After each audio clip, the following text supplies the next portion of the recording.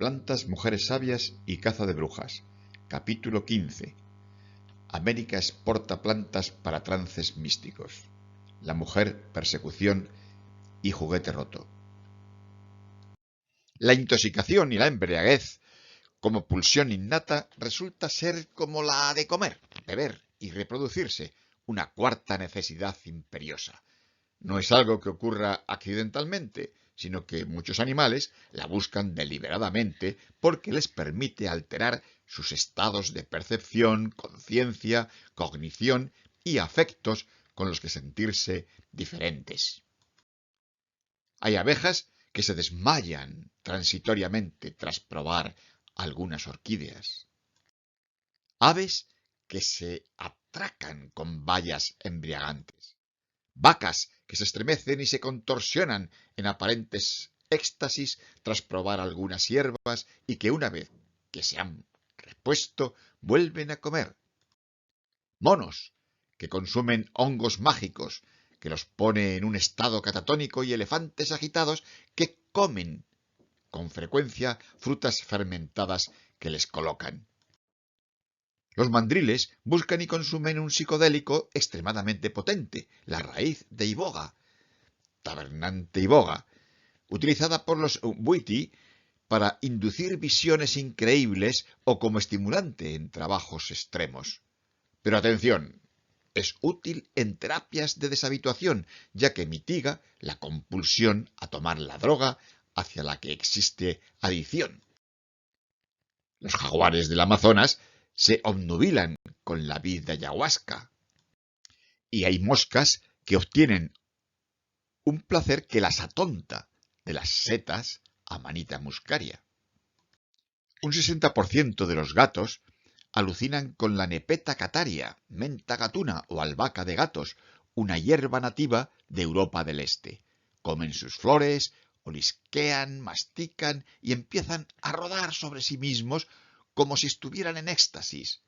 Cazan ratones imaginarios, etc. ¿Creéis que estos gatos alucinados se encuentran en un trance místico? ¿Serían capaces en su estado de hablar varias lenguas? ¿Han sido bendecidos por los dioses para adivinar el futuro? ¿O simplemente padecen el efecto de una condición genética de su cerebro? Todos esos animales se intoxican insistentemente, a veces sin freno, por lo que sufren consecuencias graves en su salud y alteran su comportamiento, se desorientan, descuidan su protección, hasta el punto de perjudicarse a sí mismos, a sus crías o a otros miembros de la comunidad. Como veis, la especie humana no es ni la primera ni la única que se sirve de las plantas psicoactivas, aunque sí puede que sea la más insensata, dado su adicción a la intoxicación. Pero a diferencia de los gatos y otros animales, en todas las culturas, los humanos sublimaron esta propiedad genética e interpretaron este poder alucinante de las plantas como regalos de los dioses, y sus cambios de conciencia como momentos divinos de contacto con una dimensión espiritual y religiosa. El siglo XVI, tiempo de magníficos descubrimientos de continentes y culturas insospechadas, demostró que en todas partes cuecen habas, o mejor dicho, en todas partes cuecen pócimas, porque en cualquier lugar de la Tierra se pueden encontrar plantas alucinógenas cuya ingesta produce cambios de conciencia en las personas que les hacen creer que vuelan o que son como dioses. Los descubridores de las culturas americanas se encontraron en el nuevo continente con chamanes, hechiceras, magos y sacerdotes indígenas cuyas cosmovisiones y supersticiones eran similares a las de Europa desde los tiempos prehistóricos.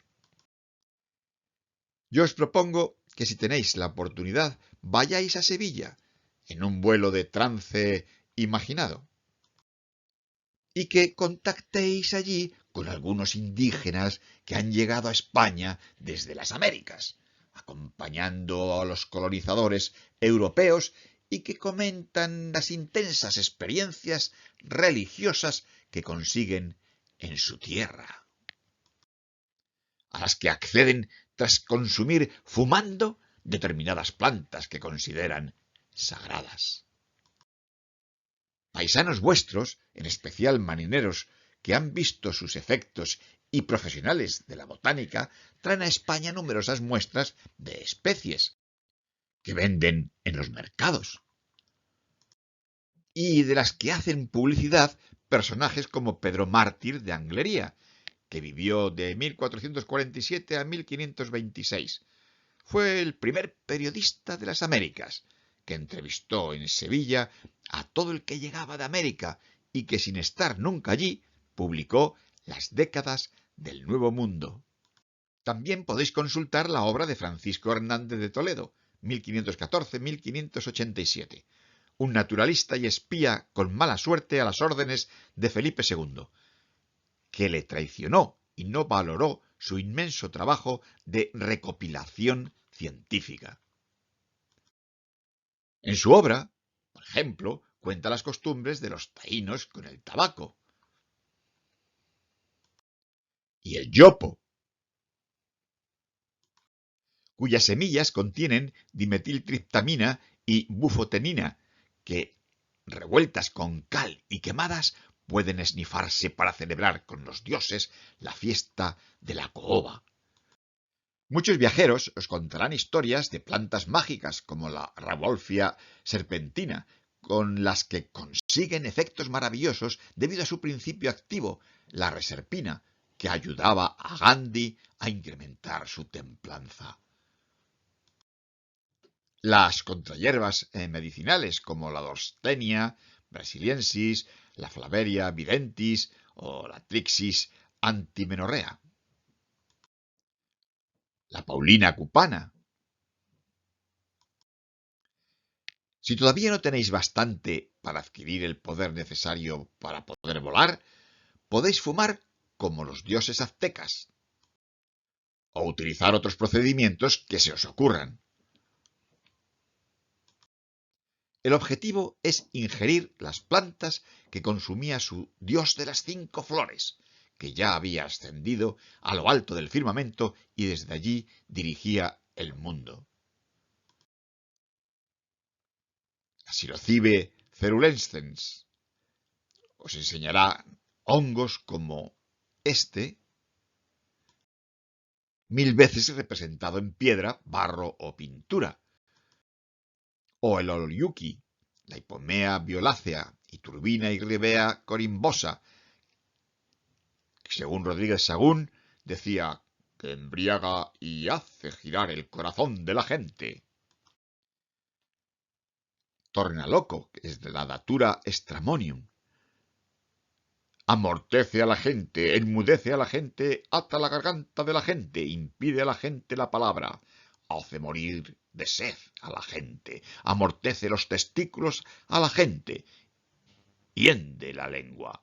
No se nota que se bebió, si se bebe, dice también Rodríguez Sagún. El toloache, datura inoxia. El peyote. El lirio azul.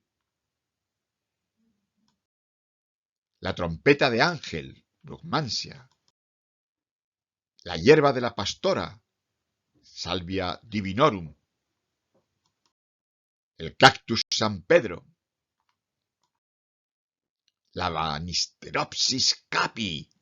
Si sois hábiles, con una liana muy especial esta, y la mezcláis con la Psychotria viridis, conseguiréis dimetiltriptamina junto con bloqueadores de la monoamino oxidasa, lo que formará un dúo alucinante, la ayahuasca, que tanto éxito está teniendo en la actualidad para provocar trances místicos en los que quienes los prueban dicen encontrar el sentido de su vida.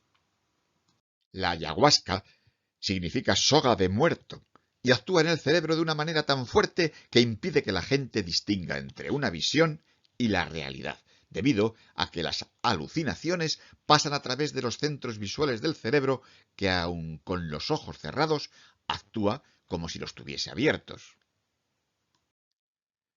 Si encontráis algún chamán amazónico que os conduzca por estos sueños alucinantes, quizás os convenza de que habéis viajado hacia mundos espirituales donde os atacarán espíritus y monstruos espantosos, en particular serpientes. O puede que experimentéis que estáis siendo abducidos por extraterrestres. Ahora bien, os aviso de que aquí en España, en los siglos XVI, XVII, XVIII, etc., los sabios no prestan mucha atención a los principios activos de las plantas, y la mayoría cree que estas visiones se adquieren al tomarlas, sí, pero que no son sueños, no son alucinaciones, trances, hipnosis o estados de conciencia producidos por sustancias, sino auténticas experiencias, realidades vividas por los alucinados, amigos o adoradores del diablo. Voy a explicaros cómo está el asunto aquí en Europa para que no os llaméis a engaño. De momento os diré que Rodrigo de Jerez, que ha regresado a España con Colón, ha sido condenado por la Santa Inquisición a 5 años de cárcel por su hábito de fumar en público, como él dice que hacían los indios caribeños allá. Los inquisidores aseguran que ese humo que se echa por la boca no puede ser más que obra del diablo. Si no lleváis cuidado, seréis tomados por brujas. La cosa se ha puesto muy fea porque desde 1484 el Papa Inocencio VIII persigue cualquier indicio extraño, ya que está obsesionado con que el maligno quiere apoderarse de la tierra a través de las mujeres. Lo veremos con más detalle en el próximo capítulo. Lo que ocurre en toda Europa con el tema de las hogueras, las alucinaciones y las hechiceras como Celestina, también ocurre aquí en España, por supuesto. De forma general, la magia, sin componentes heréticos, era tolerada todavía en el siglo XIV y era frecuente consultar a una hechicera o mago para resolver pequeños problemas, como encontrar un objeto perdido, con la misma naturalidad con que se recurre hoy a San Antonio para que lo encuentre él. La Iglesia reconocía que Dios podía hacer la vista gorda y que el diablo mostrase alguna de sus habilidades o poderes a través de las hechiceras, pero siempre que éstas pusiesen al maligno a su servicio, ordenándole mediante conjuros, obligándole a obedecer y a actuar sumiso en una especie de rito en el que la maga era sádica y el diablo aceptaba el papel de masoca con tal de aparecer en público. El conocido conjuro que realiza Celestina para convocar al diablo es un ejemplo de cómo dominarle. Prestad atención a los imperativos que aparecen para obligarle. Conjúrote, triste Plutón, señor de la profundidad infernal, emperador de la corte dañada. Yo, Celestina, tu más conocida clientela, te conjuro por la virtud y fuerza de estas bermejas letras, vengas sin tardanza a obedecer mi voluntad. Si no lo haces con presto movimiento, me tendrás por capital enemiga.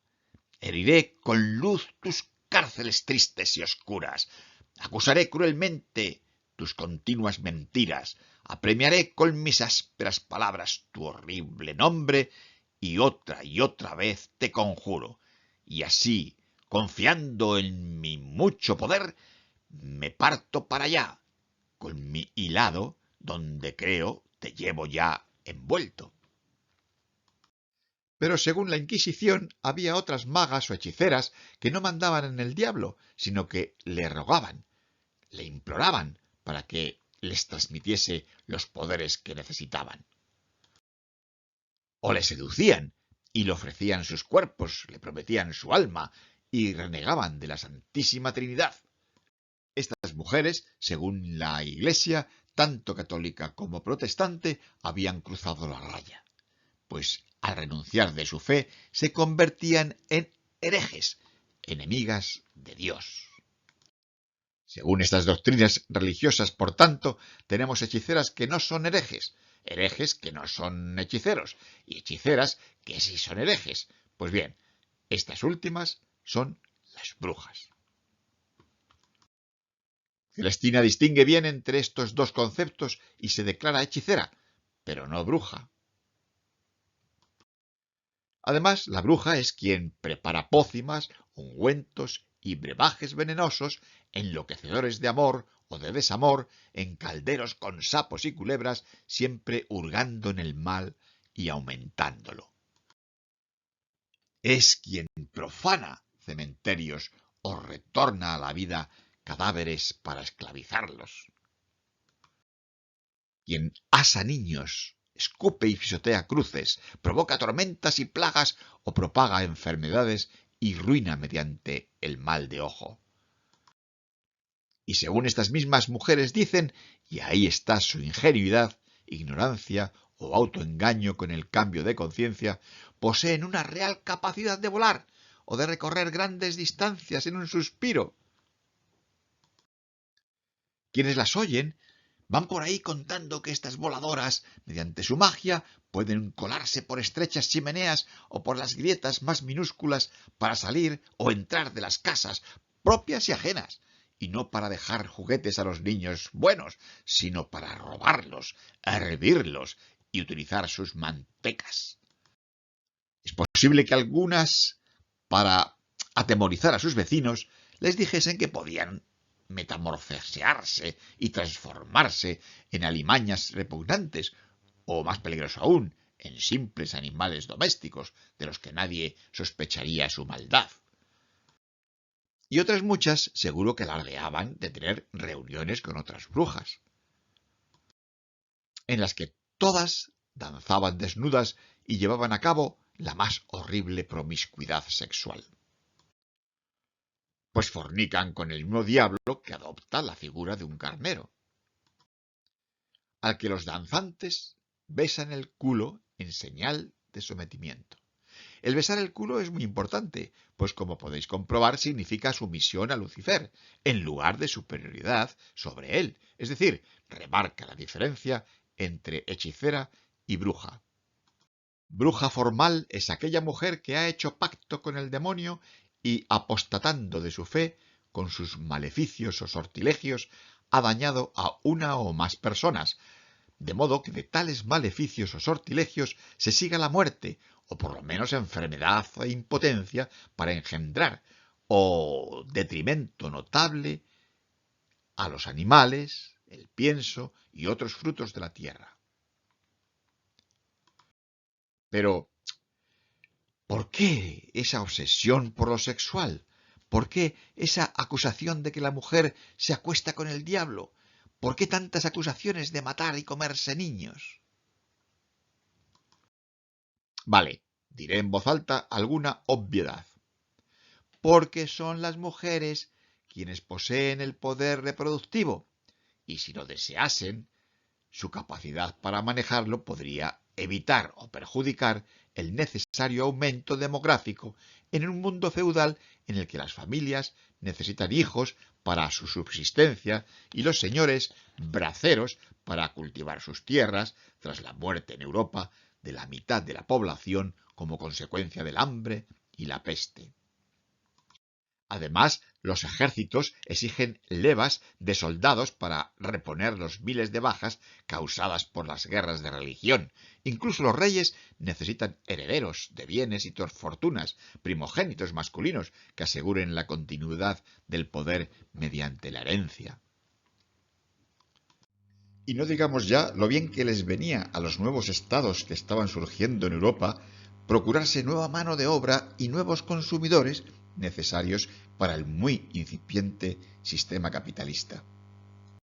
También se presiona a las mujeres para que cumplan el mandato divino de crecer y multiplicar la especie y de poblar la tierra de humanos para que sus almas, tras una vida justa, llenen el cielo. Toda esta natalidad puede controlarla la mujer. Ella es quien tiene el poder de dejarse fecundar o impedirlo, de permitir los nacimientos o frenarlos, y no sólo negándose a concebir, también puede negarse a criar o curar o a cuidar de los miembros necesitados de la sociedad mediante su trabajo doméstico. Y de ahí el miedo patriarcal a que la mujer corte el grifo, cruce las piernas, apague el horno y se niegue a ofrecer gratis toda su fuerza generadora, como amenazó Lisístrata hace 2500 años. Pero aún había otros temores profundos en esa mentalidad medieval, moderna o renacentista. Es igual, tan inculta, supersticiosa y contraria a la dignidad de las mujeres. El terror a que el diablo, el principio del mal, se apoderase de la tierra y sometiese a todos al fuego eterno utilizando a la mujer. O que imponga la esterilidad en la tierra, acabando con la potencia masculina y promoviendo el asesinato de niños recién nacidos en manos de esas parteras desalmadas en que podría convertirse cualquier mujer con determinados conocimientos de plantas abortivas o anticonceptivas. Este miedo acerbo no estaba tampoco exento de envidia y rabia en campesinos, comerciantes, caballeros o soldados de a pie, pues ninguno podía aceptar que las mujeres jóvenes, bellas y placenteras, pudiesen despreciarles a ellos, vestidos con el traje de los domingos, y preferir un cornudo macho cabrío con quien realizar el amor. Y desde luego el estamento de clérigos y religiosos no estaba dispuesto a que los encantos femeninos tentasen a los jóvenes, y el diablo acabase con su castidad y les hiciese la competencia atrayéndolos al pecado de lujuria o al imperfecto estado del matrimonio, lo que reduciría las vocaciones de los monacatos. Por eso, haciendo gala de su misogamia, utilizaban el enorme poder que les confería el sacramento de la confesión para, so pretexto de combatir al demonio, cohibir la sexualidad de la mujer e inducirla hacia la pureza de los conventos. Así que entre todos esos miembros de la sociedad, en vista de que nadie podía ni ver ni agarrar al diablo, decidieron construir un avatar en la tierra, la mujer bruja, a quien sí podían cazar. Y lo tenían fácil. La mitad de la demolición del género femenino ya se había perpetrado. Lo hemos visto a lo largo de muchos de los capítulos anteriores. La mujer era Eva, la traidora, pecadora, seductora, propensa a la lascivia, causa de males terrenos y espirituales, voluble y loca. Era sencillo darle un empujoncito más y acabar de romperla considerándola absolutamente idiota, deseosa de dejarse seducir y vender su alma con tal de hacer el mal. Atribuir a Dios el mal terrenal era teológicamente complicado, por lo que se decidió que fuese el diablo su causante, con permiso de Dios, haciendo corresponsable a la mujer pecadora. Así, la personificación en la bruja de la causa de la desgracia, la mala suerte, la enfermedad, la ruina y la pobreza permitía dirigir la ira y la venganza hacia un objeto concreto, ya roto. A medida que se iba deconstruyendo la imagen y dignidad de la mujer, iba tomando forma el monstruo de la bruja, como la suma de todos los horrores, sin mezcla de belleza alguna. Se le robará la juventud y la belleza moldeando la imagen de la bruja como una anciana deforme, aunque en realidad fuesen hermosas y apacibles. Pero vivían solas, sin hombres que las protegiesen, escondidas en el bosque. El bosque, símbolo del silencio y del oscuro, de lo desconocido, lo no cultivado y salvaje, lo arcano, lo otro, lo informe, todo lo contrario del campo labrado, el huerto o el jardín concreto, vistoso, colorista y romántico. Y ahí es donde Belcebú, en el bosque, puede ocultarse y ser el maestro de los vicios más despreciables. La bruja, capaz de lanzar maleficios a discreción o presumir de su sexualidad e independencia, representa una amenaza para la comunidad que se enfrenta a ella con odio y saña. Se construye un monstruo a partir del imaginario colectivo con 4 componentes fundamentales: el miedo a lo desconocido, la misoginia, la obsesión por la ortodoxia y la superstición. A esa mujer monstruo desprovista de dignidad, tanto en el siglo XVII como hoy en día, ya se le puede amenazar, golpear, lapidar, hasta que pague con su vida el atrevimiento de su libertad. La Santa Inquisición, creada a finales del siglo XII como respuesta a la proliferación de herejías peligrosas para el orden establecido, como los cátaros, llevó a cabo centenares de juicios a hombres y mujeres acusados de herejes, brujos, hechiceros, desestabilizadores, en fin, de las estructuras construidas por la Iglesia. El fuego quemaba a la bruja y hacía huir al demonio, y las hogueras se convirtieron en la pedagogía ejemplarizante de lo que le pasaría a todo aquel que no pensase e hiciese lo que las iglesias, católica o protestante, y el poder laico dijesen que Dios mandaba. Pondremos como ejemplo a Margarita Porete, una mujer pensadora y escritora que pretendía tener ideas propias, una beguina a la que se le ocurrió escribir una teología mística y femenina nada menos que en lengua vernácula, frente a la teología escolástica y clerical masculina, que sólo se permitía ser escrita en latín.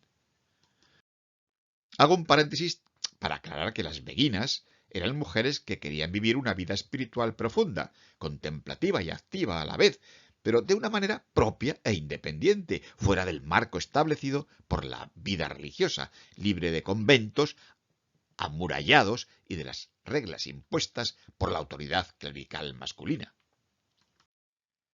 Pues bien, en 1306, la obra de Margarita Porete fue condenada y quemada en la plaza pública y le prohibieron predicar o escribir sus ideas, bajo pena de excomunión. Pero no obedeció. Siguió enseñando lo que vivía y haciendo copias de su libro, y en 1308 Margarita fue arrestada. Se negó a comparecer ante el inquisidor general y a responder a las acusaciones. El inquisidor la excomulgó y la encarceló, y el 1 de junio de 1310, un lunes, fue quemada viva en la hoguera frente al ayuntamiento de París.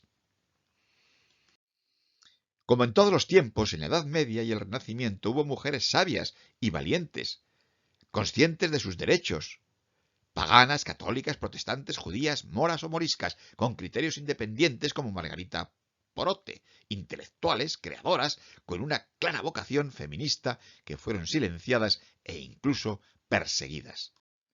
Unas fueron científicas, como Jacoba Filissier, un ejemplo de mujer sabia perseguida por ser sanadora.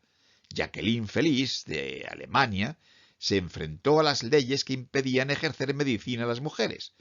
Había nacido en Florencia, era una médica francesa de principios del siglo XIV, que fue juzgada en París en 1322 por práctica ilegal de la medicina, a pesar del enorme éxito que tenía curando gratis a personas desahuciadas por los médicos.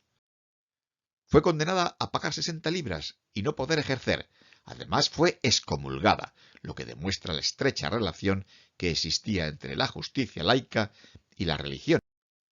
Otras mujeres sabias y valientes pertenecían a la nobleza, como Leonor de Arborea, 1383-1404, heroína de la independencia de Cerdeña, que dio ejemplo de magnífica gobernanza en este estado como jurista jueza, ya que fue la autora de la Carta de Logu, considerada una de las primeras constituciones del mundo. Aunque sobre todas las nobles, destaca Christine de Pisan. 1360 a 1430. Escribió en 1405 la primera defensa de las mujeres escrita por una mujer, Le Livre de la Cité des Dames, que por primera vez atribuyó la desventaja de la mujer respecto del hombre, no a la naturaleza, sino a la costumbre. Su texto inauguró la larga querelle des femmes, querella de las mujeres, que ha durado varios siglos y seguirá durando, habida cuenta de los millones de personas que todavía no aceptan la igualdad de derechos que merece la mujer. En España, poco tiempo después de que Christine Pizan escribiera su famosa Ciudad de las Damas, hubo religiosas de rompe y rasga, como Teresa de Cartagena, 1425 al 1500, a la que se le llama la monja feminista. Defendió la intelectualidad de las mujeres y, tomando ejemplos bíblicos, sostuvo, no sin escandalizar, que las mujeres podían llegar a tener las mismas capacidades intelectuales que los hombres, ya que no era inconcebible que Dios hubiera dado a las mujeres el mismo entendimiento que a los hombres. La valenciana Isabel de Villena, 1430-1490, también teóloga y poetisa, basándose en los evangelios apócrifos, también prohibidos, escribe una vida de Cristo en la que sobre todo destaca los sentimientos de las mujeres que le rodearon, María, Santa Ana, María Magdalena, destacando la importancia de su vida cotidiana como mujeres, madres, abuelas o amigas. Desde luego, también debemos citar como mujer sabia y fuerte a Teresa de Ávila, 1515-1582, que doblegó a sus superiores masculinos con huelgas de desobediencia. Y a Olivia Sabuco, filósofa del Renacimiento que nació en Alcaraz, Albacete, en 1567 y escribió La nueva filosofía de la naturaleza del hombre. Afirmaba la estrecha relación entre mente y cuerpo, de manera que un malestar psíquico podría acarrear uno físico, incluso una enfermedad. Consideraba que la música y la higiene contribuían a sanar a los enfermos.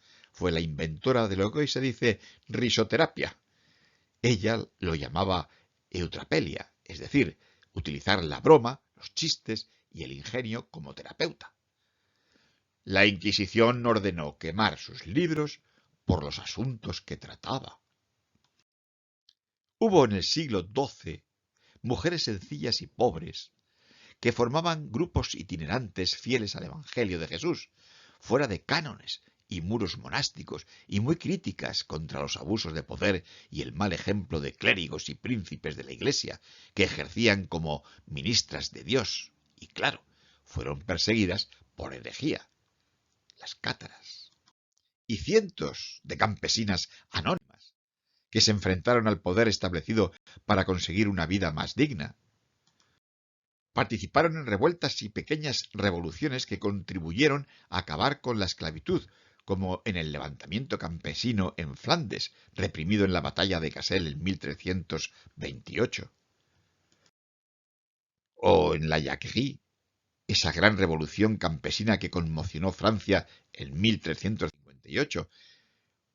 También las que fueron rebeldes en el gran levantamiento inglés de 1381 o rebelión de Wat Tyler, o en la revuelta en Borgoña de 1413, muchas de las cuales acabaron también en la hoguera.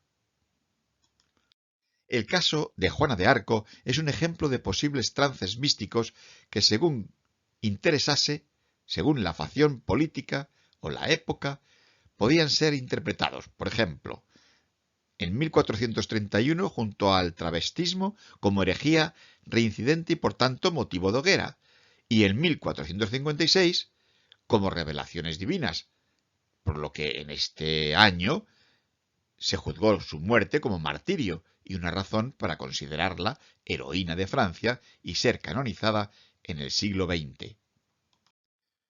Tal volubilidad de criterio, en este caso de Juana de Arco, un cambio tan radical en 20 años, demuestra lo inconsistente de muchas de las acusaciones de herejía que se realizaban, solo como pretexto para conseguir la aniquilación de enemigos. Permitidme otro breve paréntesis. El revisionismo científico actual atribuye a una enfermedad de epilepsia parcial idiopática el hecho de que Juana de Arco tuviese alucinaciones auditivas y visuales. Lo cierto es que la persecución y caza de mujeres acusadas de brujas no fueron casos aislados, sino que se convirtió en una auténtica epidemia en Europa. Aunque al principio de la conquista la Iglesia era más condescendiente con los ritos alucinógenos de los nativos, también en el Nuevo Mundo la caza de brujas constituyó una estrategia deliberada para infundir terror, una represión que servía para justificar la esclavitud y el genocidio.